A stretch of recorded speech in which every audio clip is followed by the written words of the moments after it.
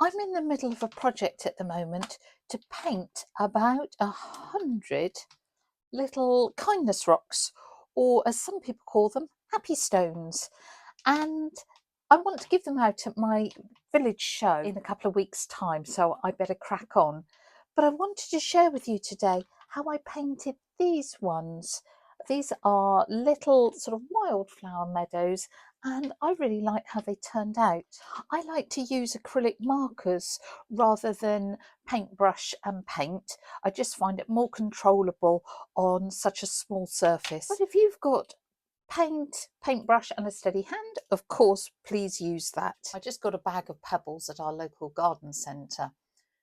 Given them a good wash to get all the dust and dirt off, just in warm water. I read about someone putting them through their dishwasher, which seems way over the top. Then I have painted them with gesso, and gesso is a primer. Now, if you haven't got gesso, don't worry about it, but it just sort of evens the surface out and gives something for the paint to grip to. And especially if we're using sort of lighter colours, we want them to appear bright, having a bit more of a white surface is going to help us. But on these ones, I have painted them with black gesso. I'm going to choose a bigger rock.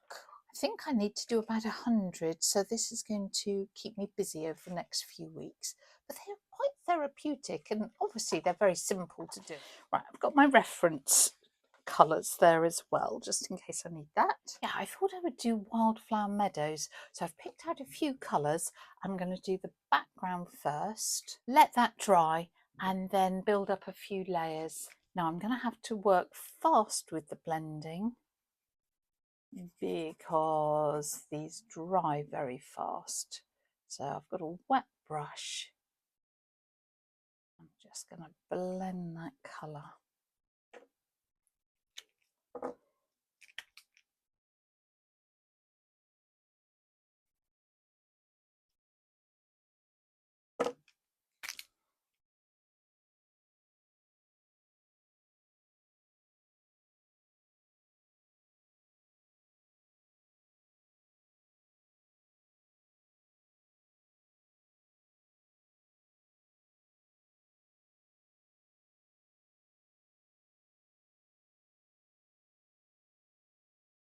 And then let's take some of this grass up here.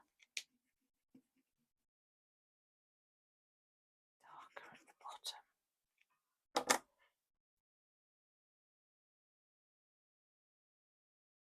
So I'm just blending it with some clean water. Get a nice sort of wishy-washy background. And then once that's dry, I can work on top to neaten up some of the edges, I guess. Okay, that's one little meadow. How should we do this? I think that's a better way.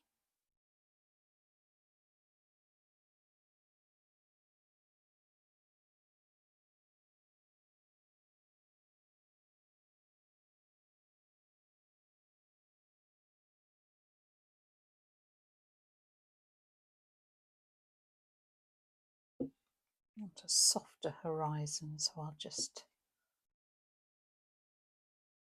blend that down. There we go.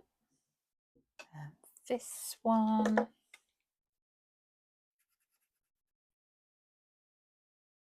Just clean brush.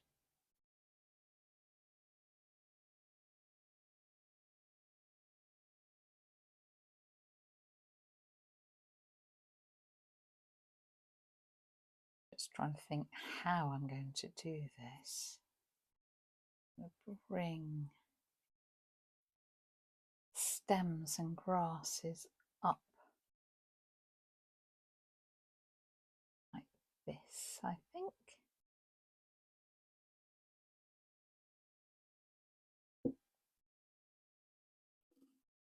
Use a few different colour greens and just gently blend with a damp brush.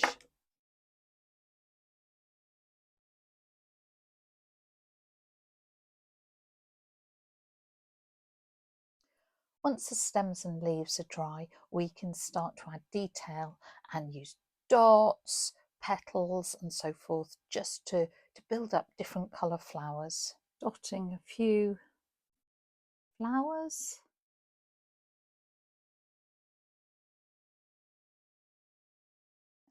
This is the brush nib, so let's make some sort of daisy type flowers here, really using that to our advantage.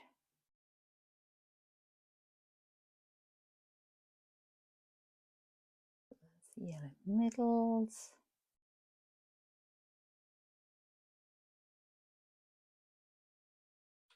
It's layering the colours that really starts to add impact. Do some sort of grasses and things.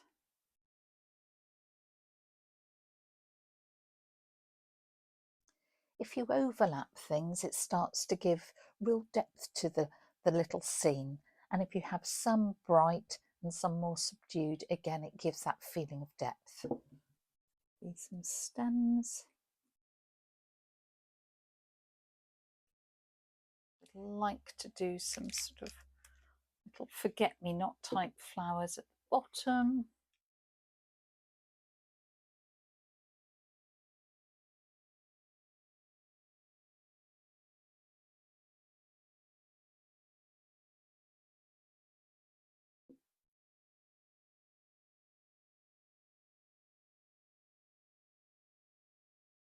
Do some sort of dandelion type things. You'll be amazed at how many different shape marks you can make just with a simple pen.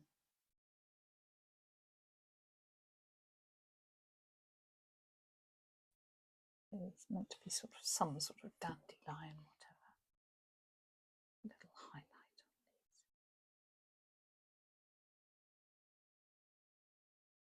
on these. These are sort of poppies. And now where's black poppies? You need to have a black centre, don't they? Contrast with black or white makes a big difference.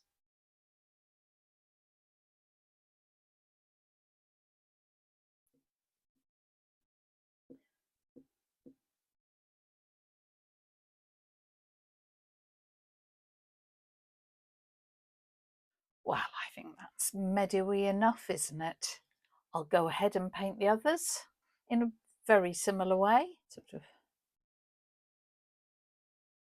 daisy type flowers on this one.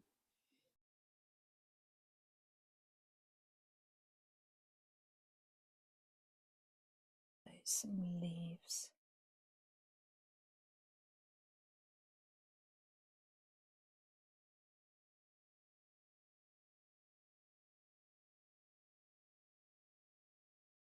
You can keep the colour palette very simple, or you can go crazy, up to you. I'll just let that dry and then put a few more flowers down the bottom. Right, this one I'm thinking I'm going to do a bit like foxgloves.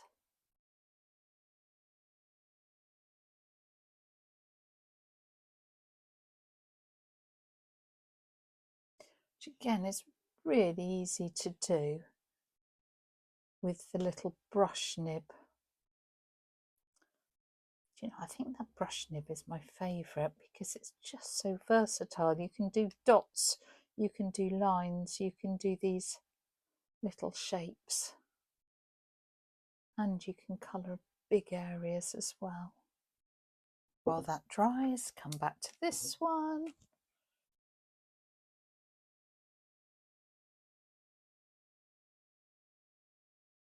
Do some bigger blue flowers.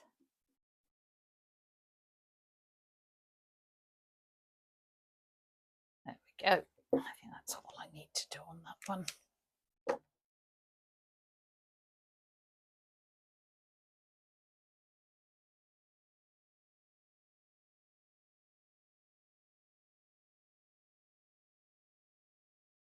A few dots.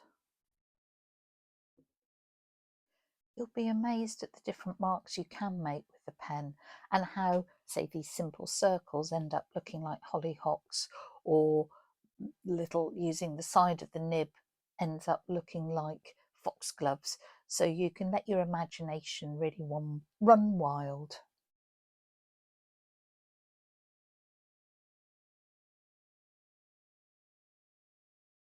Again, a few touches of white really lifts the whole composition.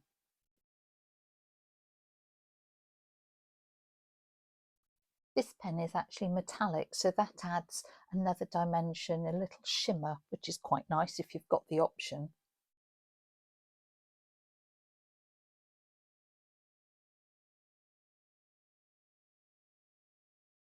And we can come back in and do my sort of poppy type things.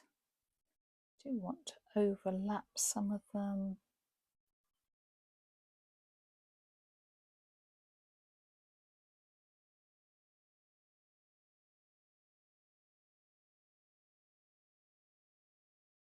Well, I don't want to fiddle, so I think that's enough for a fresh summer meadow. All that remains is to write on the back, because I want to refer people to Reading Kindness Rocks, their Facebook group. I've just put that on the back. I guess if you were doing bigger rocks, you could put a little message of keep, gift, hide again. And then I've got some gloss varnish. Because these may get hidden outside, I am going to put a bit of varnish on that will be okay and just protect them against the weather, and it does bring out the colours rather nicely, doesn't it?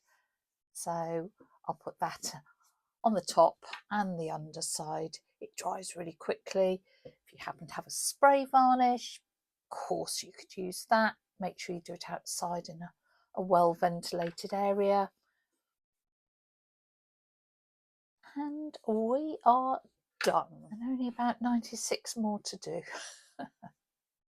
If you're looking for some really simple ideas for painting kindness rocks, look out for my video where I'll share 10 or 15.